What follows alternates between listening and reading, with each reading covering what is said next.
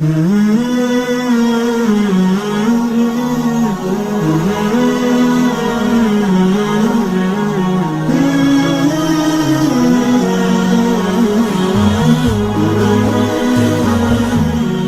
اس ایمان کو تقویت پہنچانے اللہ سے جڑنے کے لیے نماز ہے کہ نماز پہلی امتوں کو 2 نمازیں، ہمیں 5۔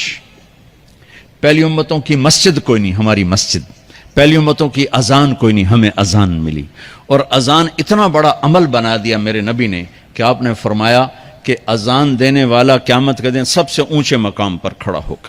حضرت علی فرمایا کرتے تھے کاش میں اللہ کے نبی سے حسن حسین کے لیے مسجد نبوی کی اذان مانگ لیتا، یہ حضرت علی فرمایا کرتے تھے۔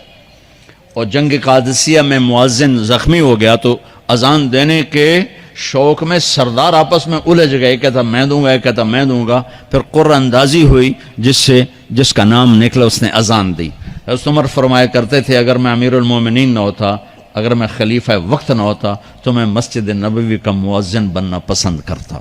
کسی کو اذان نہیں ملی، ہمیں اذان۔ پہلا مؤذن بلال بنا، پہلے مؤذن اللہ نے بلال کو یہ عزت عطا فرمائی۔ دنیا میں یہ ہے اور آخرت میں یہ ہے کہ میرے نبی نے فرمایا کہ جب جنت میں جانے کا وقت آئے گا نا تو جنت کی میرے لیے سواری لائی جائے گی، میں اس سواری پہ بیٹھوں گا تو اس کی جو وہ رسی ہوگی نا وہ ایسے نیچے گر جائے گی، یہ نیچے گرے گی۔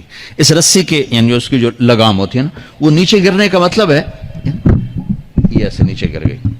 اب نیچے گرنے کا مطلب ہے کہ اس کی ڈرائیونگ میرے نبی نے نہیں کرنی، کوئی آنے والا ہے، کوئی ڈرائیور آنے والا ہے جو رسی پکڑ کے چلے گا، کوئی کوچبان آنے والا ہے جو اس کو پکڑ کے چلے گا۔ رسی کا گرنا ایک انڈیکیشن ہے کہ کوئی نصیب والا اب آئے گا۔ جب آپ کی سواری کھڑی ہوگی، رسی نیچے ہے، تو اب سب کی گردنیں ایسے ہوں گی، کون سب قیاس کر رہے کون کون کون۔ اللہ کی طرف سے اعلان ہوگا بلال کو بلایا جائے، بلال بلال۔ تو بلال آپ کی سواری کی لگام پکڑیں گے اور آپ نے فرمایا کہ سب سے پہلے میں جنت میں جاؤں گا اور بلال میرے ساتھ ہوگا، میری سواری کی لگام پکڑے ہو جائے گا۔ تو ہمیں اذان ملی، کسی امت کو اذان نہیں ملی۔ ہمیں 5 نمازیں ملی، کسی امت کو نمازیں نہیں۔ 2 نمازیں، ایک فجر کی 2 رکعت، عصر کی 2 رکعت۔ باجماعت نہیں، ان کو اپنی کتاب یاد نہیں، ہمیں قرآن یاد ہے۔ میرے مدرسے میں ایک بچہ اب ماشاءاللہ امریکہ میں وہ پڑھا رہا ہے، اس نے 30 دن میں قرآن یاد کیا۔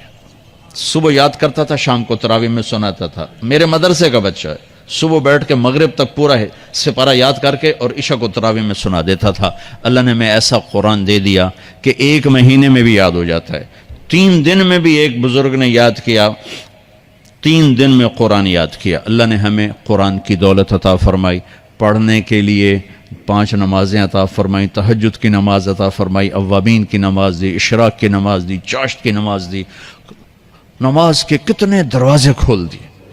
اور میرے نبی کی آخری نصیحت تھی میری امت نماز نہ چھوڑنا، نماز نہ چھوڑنا، نماز نہ چھوڑنا۔ اور اس 14 صدی میں کوئی موقع ہے نماز چھوڑنے کا تو وہ میرے نبی کے نواسے کی کربلا کا ہے کہ جب ظلم بھی انتہا پر تھا اور مظلوم بھی اپنی آخری حدوں پر تھا، اور کائنات نے نہ ایسا ظلم دیکھا، نہ ایسے مظلوم دیکھے، نہ ایسی پاکیزہ ہستیاں دیکھی، نہ ایسے درندے دیکھے۔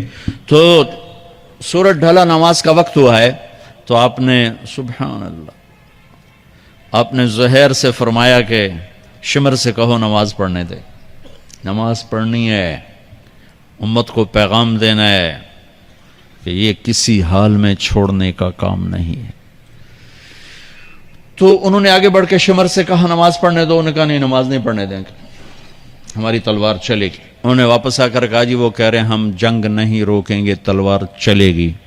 تو پھر یہ نہیں فرمایا اچھا چلو ٹھیک سر لے ہو، فرمایا اچھا آدھے نماز پڑھو آدھے جنگ کرو۔ آدھوں نے نماز پڑھی، آدھوں نے جنگ کی۔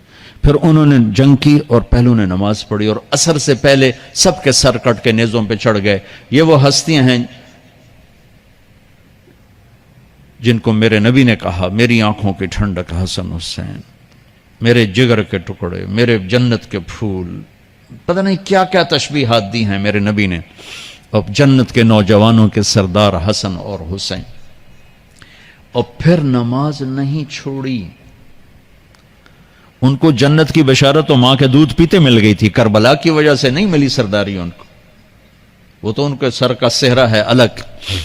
ان کو سرداری جنت کے ملی ماں کا دودھ پیتے ہوئے کہ جنت کے نوجوانوں کے سردار ہیں حسن اور حسین. نماز نہیں چھوڑی. میرے عزیزو نماز نہ چھوڑ. اللہ کا شکر ہے میں آپ بچوں کو دیکھ کے مجھے اپنا کالج کا دور یاد آ رہا ہے. ہمارے دور میں ایک نعیم الدین صاحب گورنمنٹ کالج لاہور میں تبلیغ کا کام کرتے تھے اور وہ اکیلے ہی نماز پڑھتے تھے, کوئی نمازی نہیں ہوتا تھا, اور کسی لڑکے کی داڑھی نہیں تھی, کسی لڑکی سوا سے ایک نعیم الدین کی. اب ہر کالج میں جائے داڑھیوں والے بچے نظر آتے ہیں, ٹوپیوں والے بچے نظر آتے ہیں. کوئی لڑکی کے سر پہ دوپٹہ نہیں ہوتا تھا, کوئی ایجوکیشن تھی. اب لمز جیسی یونیورسٹی میں بھی لڑکیاں پورے برقعے میں ہوتی ہیں, حجاب میں ہوتی ہیں, نقاب میں ہوتی ہیں. جہاں برائی کا گراف اوپر گیا تو نیکی کا بھی اوپر گیا.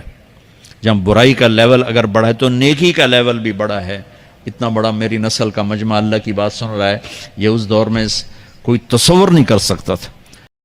سبيل الدموع سبيل مريح تنهد يا صاحي كي تستريح وغص الدعاء الخفي الصريح يسعك الفضاء الرحيم الفسيح.